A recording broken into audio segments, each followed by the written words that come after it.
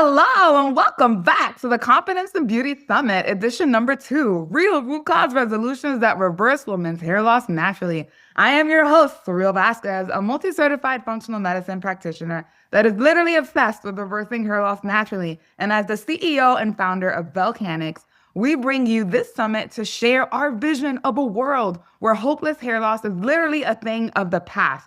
And every woman has the opportunity to break through her limiting beliefs while embodying a new truth that will set her free. And that new truth is hair loss is reversible. Today, I am welcoming Dr. Seth Osgood. Hello, Dr. Seth. Well, hello, Surreal. I'm super excited to be here, and I love what you're doing. Yes, we're so excited to have you. Let's tell the listeners a little bit about you.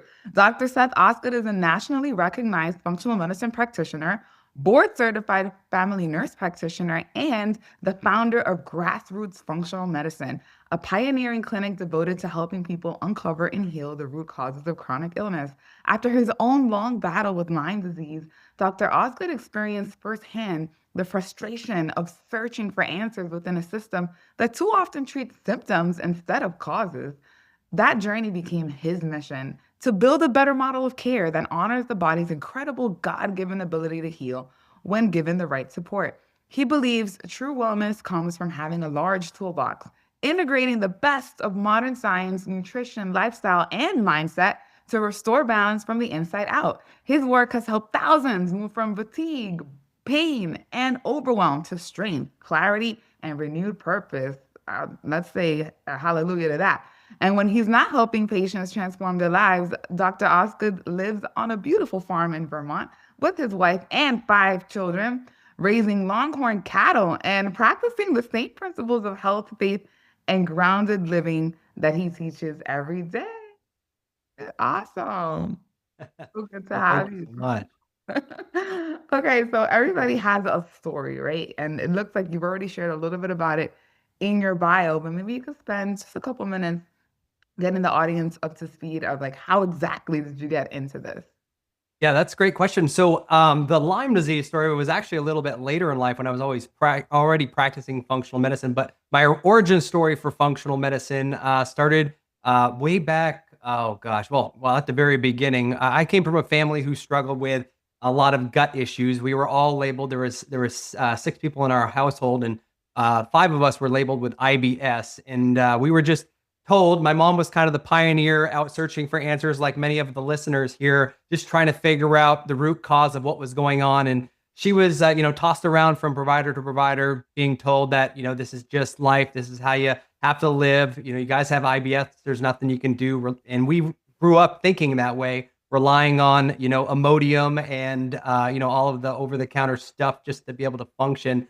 And it was pretty miserable. And that's how I grew up and lived my life. And then later on, I was actually finishing up my medical training, and my mom called me and told me that her symptoms had completely gone away. She found a functional medicine provider, and we really worked on lifestyle and diet and nutrition and completely reversed her symptoms. And I thought she was crazy, to be honest with you. I just got through this comprehensive training, spending years of my life learning how to make a diagnosis and to prescribe medications to fix every ailment.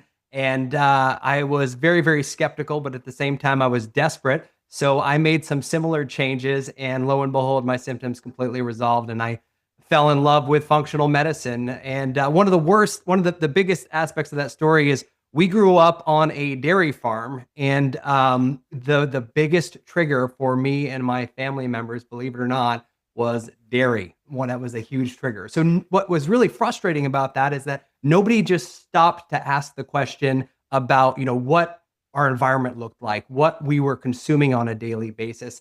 We were just pretty much told that, hey, you just got to get used to it. This is something you got to live with, and there's nothing that can be done. So I just really resonate with people who are struggling, trying to find answers, and just are not accepting these BS statements as their future. And the same goes for hair loss, which we're going to talk a lot about today.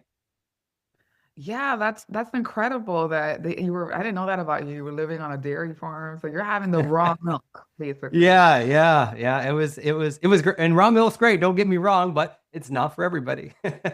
Right. Wow. Okay. That's the irony behind that. And I didn't Yeah. think of the Lyme thing too. I'm sure there's some listeners that have Lyme that have hair loss. And they're probably wondering, like, oh gosh, like, is there anything that we can do? But our conversation today is going to be about the gut, all the gut things, right? The SIBO, H. pylori, Candida overgrowth. It's all relevant. That's the beautiful thing. And when we're talking about the gut, it's relevant to everything. And that's what I love about it. Yeah, so let's try to paint a picture for the audience, right? Because what we're going to establish today is how these three different disease states can lead to hair loss. Okay. And of course, some takeaways on, what changes we can make to remedy ourselves. But that being said, if you had to describe like what these three conditions are and what they have in common when it comes to creating an environment that leads to hair loss, what would you say about that? Yeah, that's a great question. So a lot of people in my experience think of hair loss as a surface problem, something that you treat with, topical serums or expensive shampoos. But the reality is in my opinion, hair loss is a reflection of your internal terrain. So these gut bugs, whether that's SIBO, which is small intestine bacterial overgrowth, or Candida or H. pylori, they all create the same foundational issue, which is a chronically inflamed, nutrient deplete, and hormone disruptive environment that makes it really almost impossible for hair follicles to thrive. So I'm not sure how familiar everybody is with each condition, but SIBO, just to kind of, we're going to dive into this in more detail, but SIBO is an overgrowth of bacteria in the small intestine. The small intestine is essentially supposed to be pretty clean of bacteria, but for various reasons, an overgrowth can occur. And when that happens, that your body creates small intestine becomes inflamed. You get issues with leaky gut, which I know a lot of listeners are familiar with. And one of the biggest problems is malabsorption, problems with nutrient absorption. And then you got H. pylori, which is another infection that is actually pretty common throughout the world. It's not as common in the United States, but it's here, and it tends to create problems for a lot of people. Some people live with it and don't have any issues. Other people, depending on the state of their microbiome and their immune system, have it, and it can really disrupt things. But when it comes to hair loss, one of the big things with H. pylori is that it actually affects the amount of stomach acid in the gut. It lowers stomach acid, which essentially will hijack very important nutrients like B12 and iron. And it also impairs protein absorption. So again, those are three big ones that we need to think about when it comes to hair loss. And then we've got Candida, which is one of my favorites because this doesn't get a lot of attention, but I think it's a very big disruptor when it comes to immune dysfunction. Candida is essentially a fungal species that everybody's got, but when it becomes overgrown for various reasons, the immune system being suppressed or the environment being toxic or the body being stressed, there's lots of candidates there that can contribute to that. But when the candida becomes overgrown, that's where it just wreaks havoc on various issues. It creates a chronic state of inflammation. It can mimic estrogen in ways to disrupt the hormones and create issues with estrogen dominance. It impairs detox. There's a lot of bad things that can happen from candida by itself. But all three of these things really have that same feature as they're triggering inflammation. They're creating the state of leaky gut. They're causing hormonal imbalances, and they just rob you of a lot of those nutrients that are essential for the hair to be healthy. Yes, in so many different ways. This is so deep. Yeah, Each one of these can have their own talk, right? exactly. It's so true.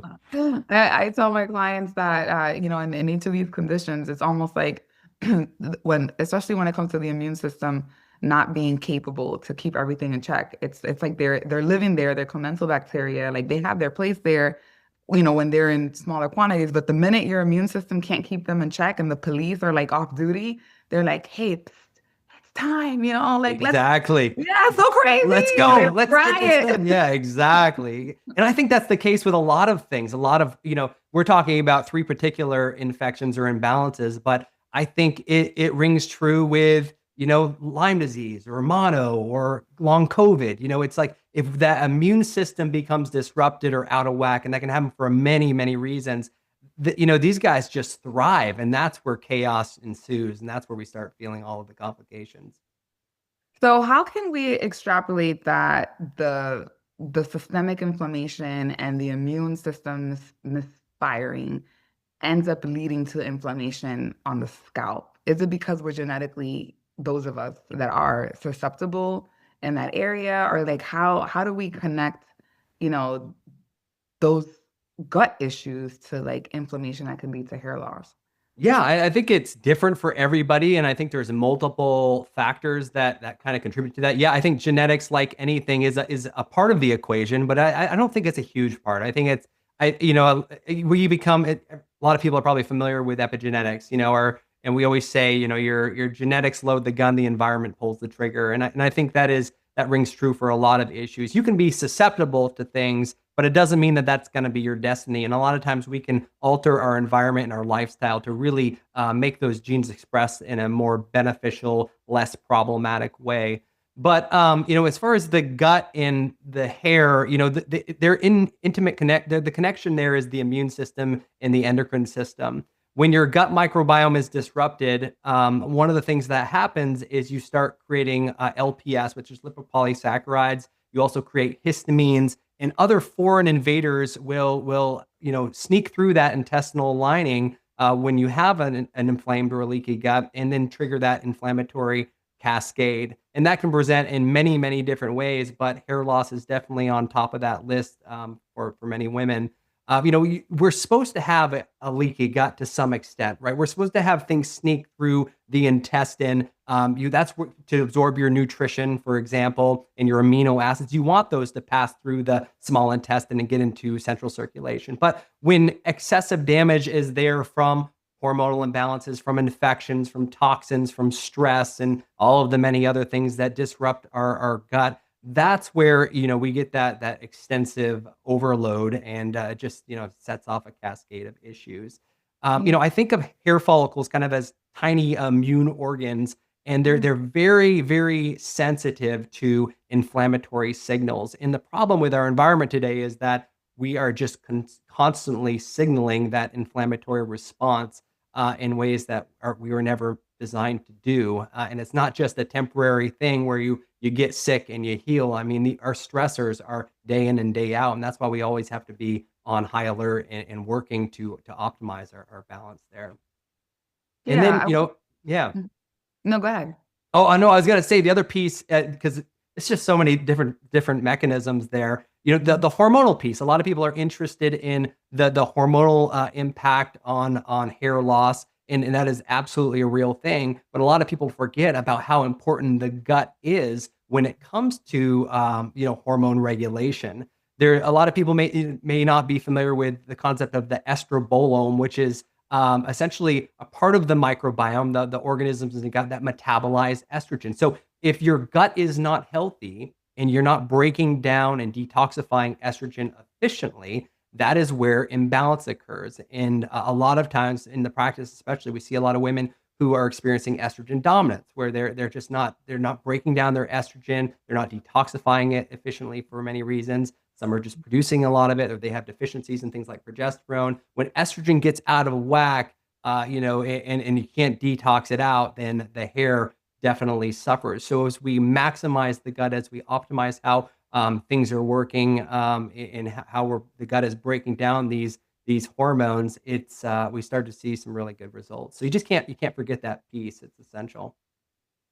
Yeah, and it's definitely not spoken about often enough, for sure. And I do think that there's a woman who just heard that and said, that doesn't apply to me because I have too little estrogen. And maybe she's not understanding that there are different types of estrogen, and Yeah. there's that like protects your bones and the other one that causes cancer. And so you want to be aware of that and know that just having insufficient progesterone can make you estrogen dominant, even if estrogen is low, which can contribute to the hair shedding issue. And we're going to have Rose McKenzie, who is like the clinical person at Mira. I don't know if you ever heard of Mira, the Mira Yeah, app. I have. Yeah, yeah, yep. Oh yeah, so she's speaking on here today. So she's going to dive into estrogen dominance and how it causes. Awesome. Awesome. Yeah. It's so important to understand that, and addressing that is multifactorial. It's not just taking DIM or taking calcium D-glucarate. You gotta work on your environment. You gotta clean up your gut. There's so many factors, and Candida is a big part of that as well. So let's talk a little bit more about Candida, and we'll just maybe structure the interview that way where we're kind of talking about each individual one.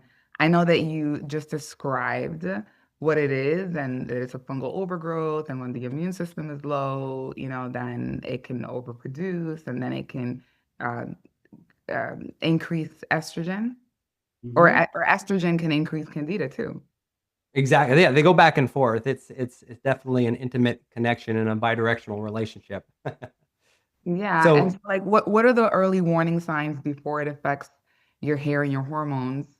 That there's something going on that you need to take a look at. right. So there's a lot of symptoms of candida overgrowth. Typically I think in the conventional world, you know, fungal imbalances get addressed when you have a yeast infection, right? And that's kind of later on where it's more of a significant issue. But it's a good example to go off of because what happens when you take a lot of times women will take an antibiotic, treating something random, a strep ear infection, some type of infection, and then that antibiotic, one of the things that it does is it affects your microbiome in a negative way. It knocks down some of that commensal flora. And then just like we mentioned before, now that your immune system's a little bit low, your protective defenses are down. Now the yeast says, hey, here it is. Time to come out. This is where we're gonna thrive. And so you see that overgrowth of the candida in a yeast infection. It's pretty obvious. But sometimes it's not a vaginal. It can be show up in other places, especially in the gut, and that's where we have to look at things a little bit differently. A lot of times with fungal imbalance in the gut, or we call it SIFO. So SIBO is small intestine bacterial overgrowth. SIFO is small intestine fungal overgrowth, and the symptoms can line up and be very similar. But a lot of people will experience, reflux. They'll experience bloating and gas. They'll have changes with their bowel movements. Another thing that we'll often see is rectal itching or anal itching. But Candida is very interesting because when it's systemic, you can also have problems with itchy ears. You can have sinus problems. You can have joint pain. You can have skin issues. That's another big one where people will have rash eczema, or they'll have unexplained rashes, or they'll break out with a psoriasis flare. So Or it's itchy just scalp, right? itchy scalp's a You big can one. actually Yeah, for wash your sure. hair, right? Absolutely, absolutely. And so sometimes, yeah, those topical treatments can be helpful, but really, when you've got a candida or a fungal issue in your scalp, you got to recognize that it's in other places too. So if we can address it systemically, and that's not just taking an antifungal, that might be part of the equation, but it's more about, again, reestablishing that healthy immune system and building it back up to keep some of those bugs at bay. But another big one with candida is sugar cravings. Everybody has those sugar cravings. That these bugs are very intelligent, and they are very authoritative. They will dictate a lot of your emotions and your cravings and how you feel. So if you're finding yourself, more on the craving the sweets and the carbs and the pastas and the breads, and you're having, some of those symptoms that I just mentioned, you want to think about candida because that may be in the mix. Yeah, I remember one time I was trying to detox from Candida, and I was just like, okay, I was white knuckling it. I'm not gonna have sugar. And the next thing I know, somehow I found myself in this like health food store about to order a smoothie, and I was like, wait a second, like it just like I almost like it wasn't even me, like it's not me. I was They just like, hide you. how Yeah. did I end up here?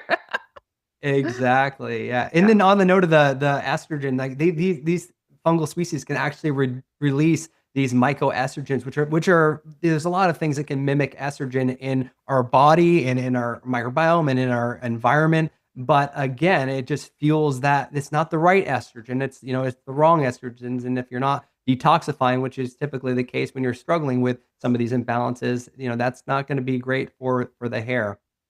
And what about the iron piece? Can Candida Yeah. colonize and end up stealing some of your iron to like feed off of it, which leads Oh yeah. Oh yeah, to, for or sure. how So does so that? I Candida is an iron thief for sure.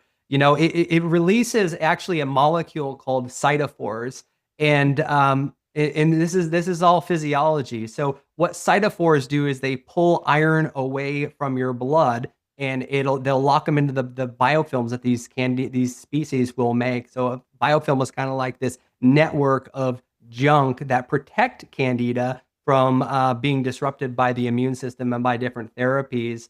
So you got to think about that. Not only, I mean, that's the beauty of like all of these things, SIBO, Candida, and H. pylori. All of them lead to problems with iron. So ferritin is one of my favorite markers. I think it's the best marker to really track when it comes to iron. It's important to have the full panel, but ferritin is something that doesn't always get looked at by traditional doctors, and that's really what you have in storage. So a lot of times people will have a normal H&A, that their CBC, their red blood cells will be normal, and their doctor will say, hey, your iron's fine, when in fact you do a ferritin level and you'll be at 10. There's no way to, if you are not going to have healthy hair if you don't have iron. And so, looking at a ferritin is absolutely essential. So make sure you're adamant about assessing that. But if you have a low ferritin and you're taking supplements, iron supplements, and it's not budging, then you got to think about the gut. You got to think about Candida. You got to think about SIBO. You got to think about H. pylori, because they all will lead to chronic iron deficiency, which is going to make it very, very hard for your hair follicles to recover and to regenerate. No wonder some people get iron infusions and feel like they got hit by a Mack truck, because Yeah, it's like they're feeding that and they didn't address it first. Right. You got to figure out what's at the root of it. I know, that's a common saying in functional medicine, but it's the truth. We like to throw band-aids on things and get people feeling better temporarily, but it's not the long-term fix. You can't use a band-aid for a bullet hole. That's absolutely true. All right. So in summation, what we said was Candida overgrowth is going to wreak havoc on your gut. It's going to wreak havoc on your immune system. It's going to influence your estrogen and your hormones as well. And it can show up in multiple ways, like a white tongue, bloat, itchy scalp, even after you wash your hair, brittle nails, I think is another one. We didn't talk about that, but that's absolutely. But you mentioned a lot of different ways that we can see rectal itching. That's another one. A lot of people think, oh, it's just a hemorrhoid, where it's not a hemorrhoid. It's, it can be related to Candida or parasite or other things as well. Reoccurring yeast infections, right? And so if you're having all those things, you don't want to just take an antifungal. We briefly scratched the surface talking about the different things as far as making sure you're supplementing with the right thing, not iron right away, and getting rid of the biofilm, and reinforcing the immune system. So it's a little bit more complicated than just taking antifungals, but it's something that if you don't get it in check, it's going to make it more difficult for you to be able to grow your hair, because you're going to have all the things that we just described not in alignment, which are a foundation of a body that's ready to regrow healthy hair. Anything you want to add about that, or you want to move on to the next one? That's perfect. I mean, a lot of this rings true for these other infections. So I think it is important for people to know about H. pylori. H. pylori does a very similar thing. But one of the things that's so H. pylori, like I said, some of the more common symptoms of H. pylori would be the reflux. That's a big one, where people get this really bad indigestion. And of course, they're throwing on a PPI, and that just wrecks hair by itself, because now you don't have any stomach acid and you're not absorbing your protein and your amino acids and your B vitamins more than you already weren't. So it's just like this vicious cycle. But H. pylori is something that, is now included on a lot of the comprehensive stool analysis. And I think it's a good thing to check, because, it leads to a lot of issues. And if you look at the literature, there's actually some really cool case studies on eradicating H. pylori and having people who have had issues with alopecia areata, eradicating the H. pylori and having a full growth, full head of hair again. It's pretty impressive. That's in multiple case studies. So there's absolutely a connection with H. pylori and certain forms of hair loss, especially the autoimmune type.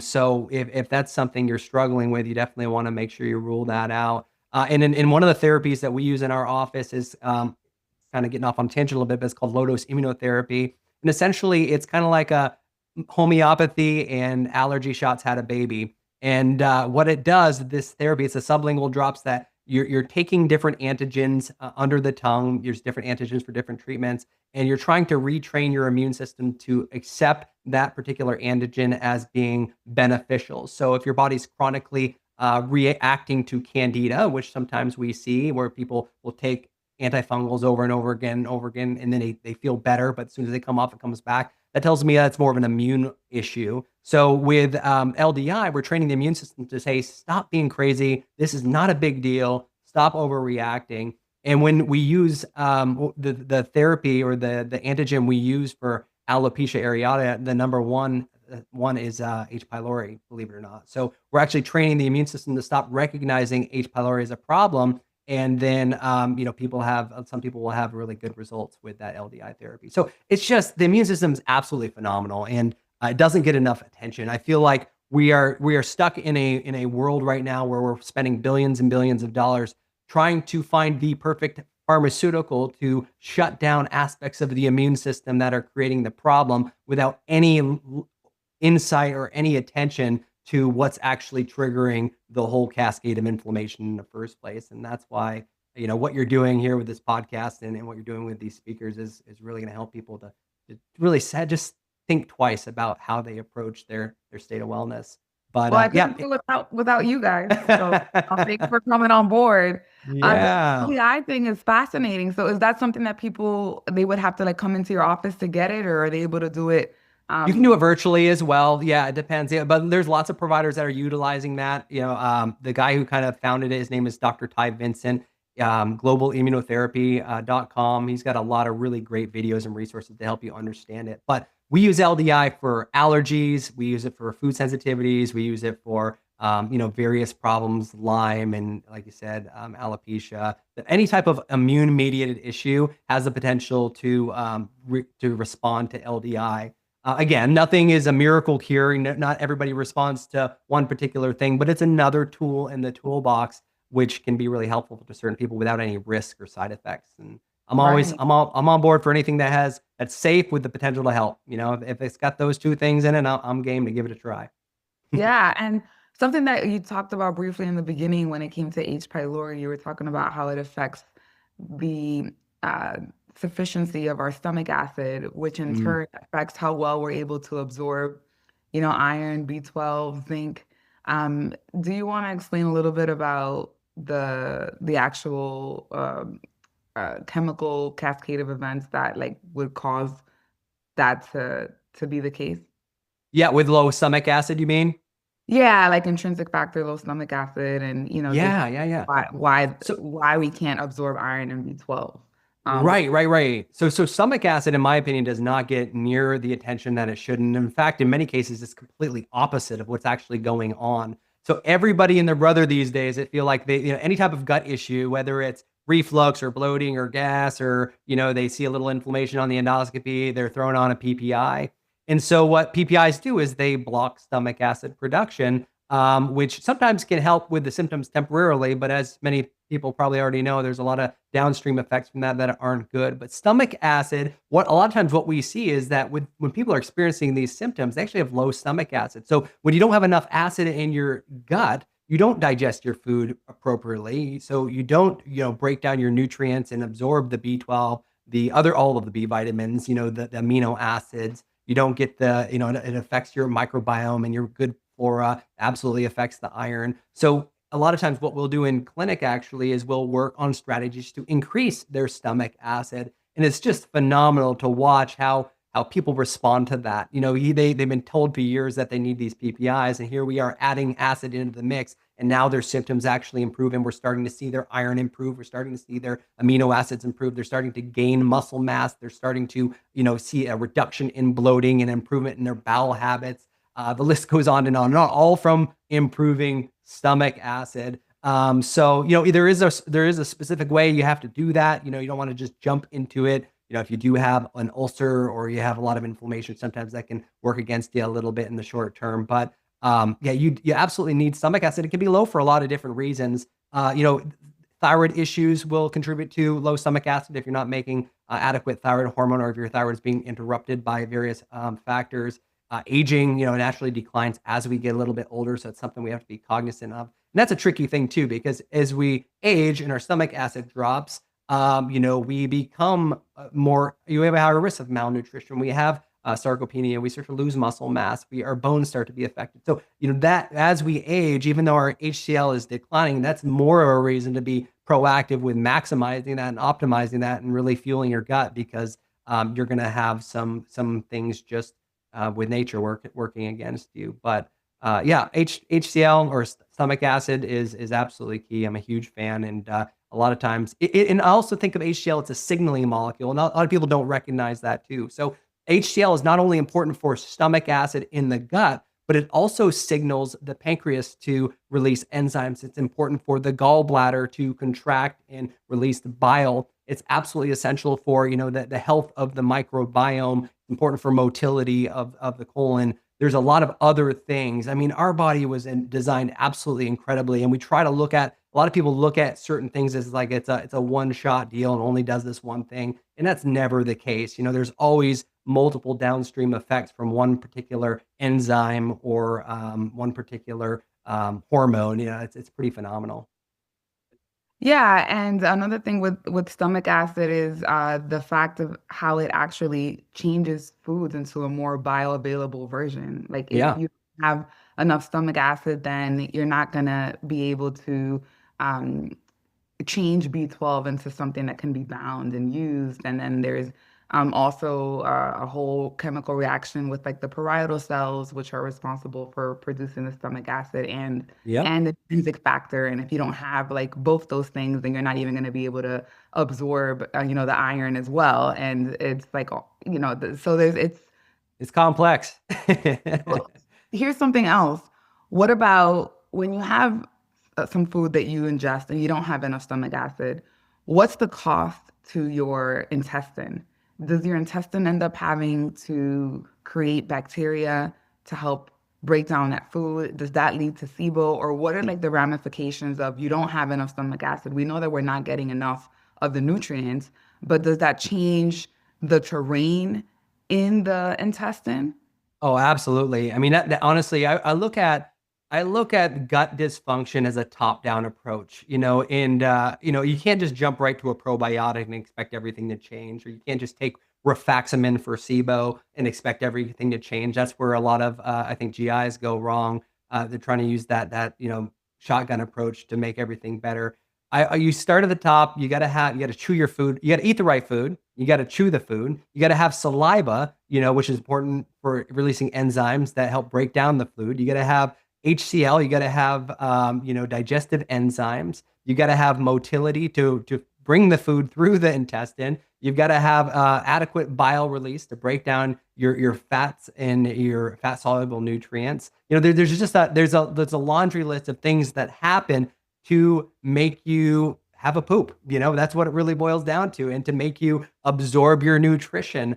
But HCl is at the very top of the list, in addition to, like I said, being hydrated so you have saliva and chewing your food appropriately. So if you don't have those top tier things, everything below it's not going to work as well. You're not gonna have a healthy microbiome if you don't have adequate HCl. In fact, when we're dealing with SIBO and we're dealing with Candida and we're dealing with H. pylori as well, all three, HCl is usually a part of that treatment equation because a lot of people are deficient. So, it's easy, like I said, to kind of jump the gun and move down the pipe to try to fix your problem. But you got to start from the top, because if those foundational elements aren't working, you're going to be in this vicious loop where you're just not improving.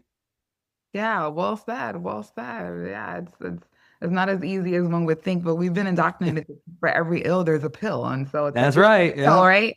It's speaking of our rifaximin, when I worked in the allopathic community, I used to call them a lot of gastros, and Yeah. rifaximin, Xifaxan was one of the top drugs that they were always sending to the pharmacy that I used to work with because doctors would prescribe it, patients would stop complaining, and so but they knew they could only do 3 rounds of it. Insurance wouldn't give them 3 rounds of it Right.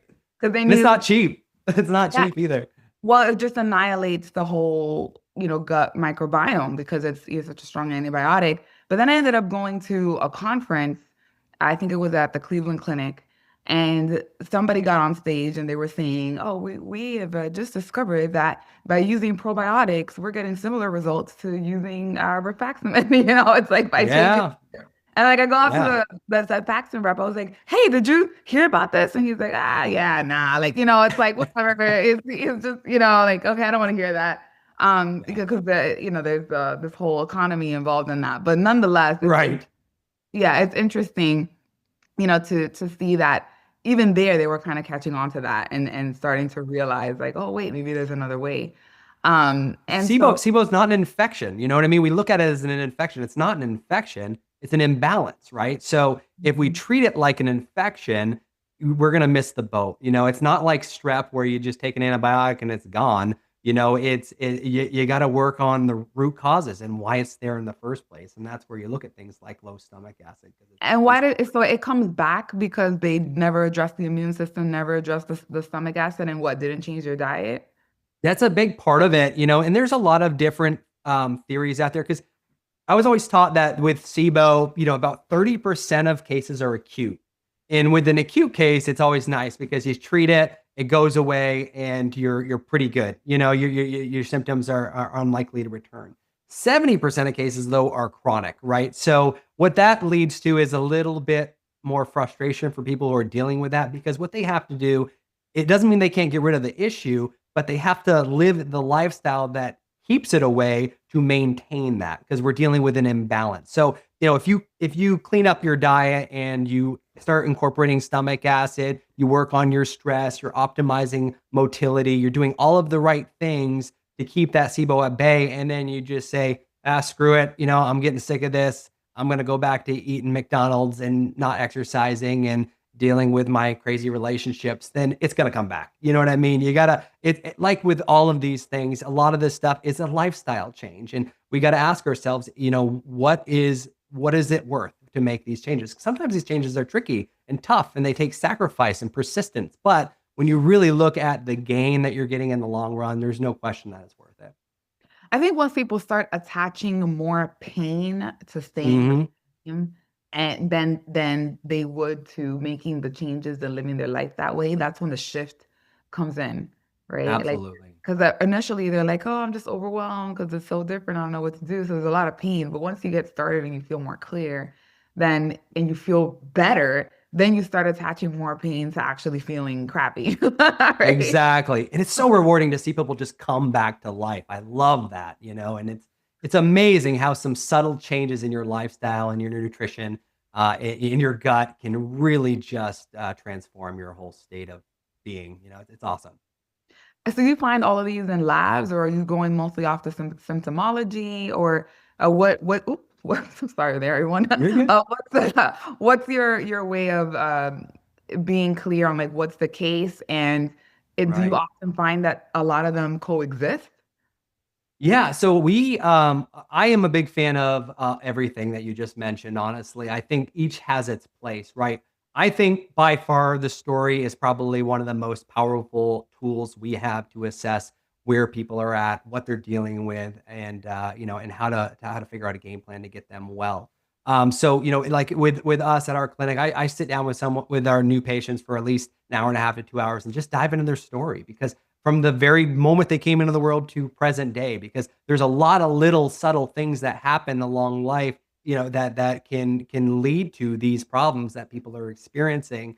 And sometimes it's things they don't think about, whether it's a trauma, whether it's a stressor, whether it's a previous infection, some unresolved issue they had that they couldn't figure out. No, these things all matter. So we definitely use story in there, but I am a fan of lab tests as well. I think it is worth the investment. I know some of these tests are costly, but I look at it again as an investment in your health because most of the time when people come, by the time they get to us, they've already spent thousands of dollars, on specialists that get them nowhere. They're just now telling them that it's in their head or that there's Yeah. nothing they can do. This is a part of, oh, welcome to menopause. How many times do people hear, welcome to menopause? Yeah. Like, this is happening to me, so it's not a surprise it's happening to you. It's like all these crazy statements that people receive that just rob you of hope. And that is the most vicious thing that a provider can do is steal someone of their hope. Just because they don't know the answer or can't give you the reason doesn't mean that it doesn't exist. You just have to find someone else to help you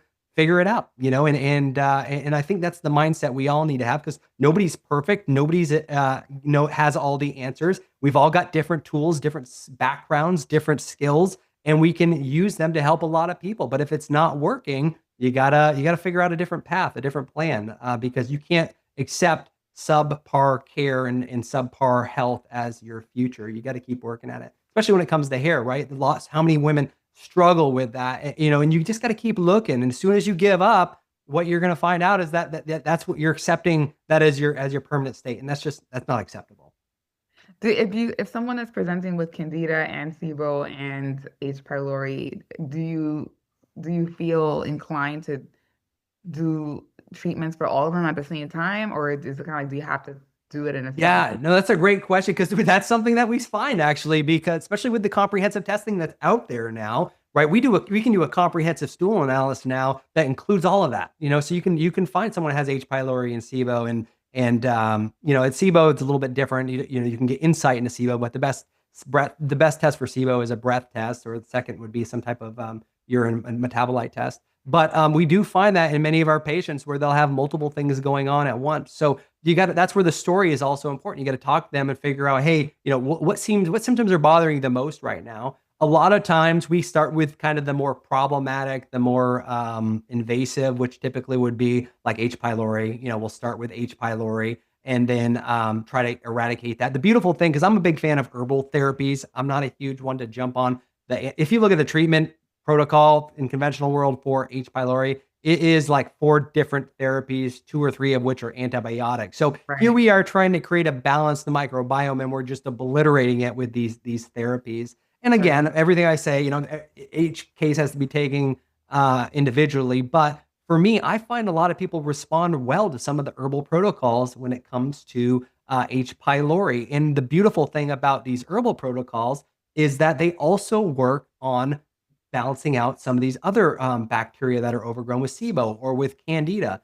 I'm a huge fan of herbs. I think they're very safe for the most part. They're very well tolerated, and they have a broad spectrum approach in effect. So some herbs will work on bacteria, fungi, and parasites, all at the same time. And it's a beautiful synergistic thing. It doesn't mean that we do a H. pylori and everything gets better all the time with the SIBO and the Candida. Sometimes we have to individually add things in for that as well. But the one thing they all have in common is that when we do get the balance under control, then we have to transition to more of that rebuilding phase where we're trying to prioritize establishing a healthy microbiome again, because ultimately that's what gets people in trouble in the first place, is that deficient microbiome. So, and that's a whole laundry list of different things as well. But that's really important thing that oftentimes gets missed. People are just treating the one particular imbalance, and then there's no follow through for establishing that immune system and that microbiome, and then they end up in that same situation again shortly after. Well, herbs are for the service of man. The Um, beautiful thing. so we're lucky that we were left that. So that's good. You have a free gift that you wanted to share with the community that I think they would love. Do you want to tell them a little bit about it? Yeah, so I'm a big fan of education and empowering the people who we see and that we care for, who are out there who are struggling with knowledge and information, because ultimately that's what leads to the decisions that get you better results. So we've got a free guide, and it's really it's about fixing fatigue, which is a common symptom that a lot of people have when they're dealing with chronic inflammatory issues. And, I know it's easy to think, well, what does fatigue have to do with hair loss? Well, it has a lot to do with it, because the things that we implement to fix fatigue also contribute to problems like hair loss. It really boils down to the immune system being disrupted. So in this guide, we talk about, various things, the importance of dealing with the gut by eradicating these infections, the importance of optimizing your diet and your nutrition, looking at stealth infections like Lyme disease and tick-borne illness, or mono, or H. pylori, various other things that oftentimes get overlooked. And we also talk about some of the strategies that we find helpful to take people to that point of optimal wellness. There's I wish we had more time. We could, there's so much to talk about here, and there's so much exciting information coming out with some of the new therapies that are available. One of my favorites is peptides.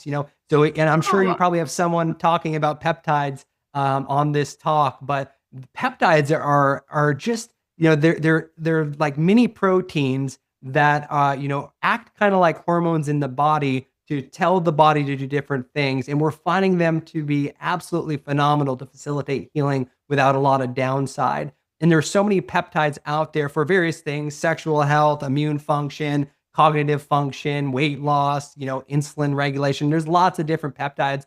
There's thousands of them in your body, literally. But the beautiful thing about peptides is that we can incorporate them without a lot of problem, without a lot of side effect or downside, and they can really accelerate healing, especially when it comes to gut health. We use them a lot in the practice, and I just highly encourage people to investigate these and find a provider to help you through this, because like many things in the world today, everything's available on the internet and you don't know what you're getting, and that's where they can be a little bit dangerous. But yeah. I think if peptides are done right, with the help of your provider who's trained in the use of peptides, they can be absolutely phenomenal. I take so many peptides. I love them. I love Yeah, them. I'm getting my certification on Friday. Like I'm going to this 1 day event where like Grace Yeah. Liu's speakers, and I'm actually gonna meet with her and whatnot. But it's like a 1 day thing, and you just eat. But I'm already taking some peptides too, and I started including Yeah. it in this. And for everyone who upgraded to the IP, I actually have a link for the peptide I use the most in practice. So you guys may want to upgrade so you can get the Yeah. discount and get the information on which one to use, but and the brand and whatnot. But that being said, yeah, it's fascinating. Like it's like It is. these miracle entities that like are being introduced now, and I'm glad you're using them too. And you probably, since you've probably been using them longer than me, have like even more knowledge of like which ones and Yeah. using it and seeing it in different clients. So I'm super excited about Friday and going to that Yeah. conference. But Yeah, we've been using them for years, and they're absolutely, well, I love them. They're one of my favorite tools. Again, and you have to, like with anything, I mean, that's one of the things I think people really need to understand is there's no quick fixes. These things accelerate your recovery. There's no doubt about it, but you got to do it in conjunction with the lifestyle, with the nutrition, with the stress management, optimizing sleep. You can't forget those foundational elements. But when you put these things together, that's where the magic happens. And you can't, one of the things that I'll tell you is like you can't let one person or one thing you read or one doctor just rob you of your hope and in your security of your future, because you are in control of what's going to happen with your body. The body was not designed to be sick. Your head was designed to have hair on it, right? You have to incorporate, something change with your physiology, something change with your environment, and you have to do the work to bring things back to a state of balance. But when you put in that effort, when you put in the work, when you get the right guidance, when you incorporate the right tools, it's absolutely outstanding what can happen. And again, without relying on long-term band-aid fixes, that you got to stay positive. The mindset piece is absolutely crucial. If you don't believe it's going to happen, in my experience, it's not going to happen. But if you change that mindset and you're positive and optimistic and you're grateful, that's where everything just falls into place. And it's a beautiful thing when it does. Well, I was about to ask you to speak to the woman that has hair loss and thinning and give her hope, but I think you kind of Uh, just did that. So, It's so true though. And I know that's a big hair loss is such a stressor for a lot of women, but you gotta stay positive. You gotta, just keep at it, because there's always a solution. It's just putting it into place for your body and your physiology. well, ladies, you've heard the man. So I hope you took a bunch of notes because he was very generous with all the information that he shared with us for our benefit. And do not forget to download his free gift, which is actually it's a guide, it's a roadmap back to vitality. So if you found this intriguing and you want more, you got to download the free gift and maybe even hire him at his private practice. And don't forget to tune in to the rest of the interviews because, this is just one of many people that were very generous and loving towards this community. And we thank everyone for your attention and for being here. And we thank you, Seth, for coming. So thank you again. Thank you. I appreciate it. All right, bye.